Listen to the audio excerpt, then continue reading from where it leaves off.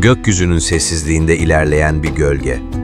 Türkiye'nin akıllı mühimmat ailesinin kritik üyelerinden KGK-84. Klasik bir bombayı uzun menzil, yüksek hassasiyet ve tam kontrolle bambaşka bir seviyeye taşıyor. Kanatlar açıldığı anda aerodinamik yapı devreye giriyor. Menzil yüzlerce kilometreye çıkarken hedef sapması metre seviyelerine iniyor. Kara Komuta Merkezi'nde mühendisler uydu ve lazer verilerini birleştiriyor. Pilot tek komutu veriyor. KGK-84 ayrılıyor ve kendi aklıyla yoluna devam ediyor. Arazinin kıvrımlarını takip eden mühimmat milimetrik koordinatlara kilitleniyor. Son yaklaşmada algoritmalar rüzgarı, irtifayı ve hızı otomatik dengeliyor. Ve an geliyor.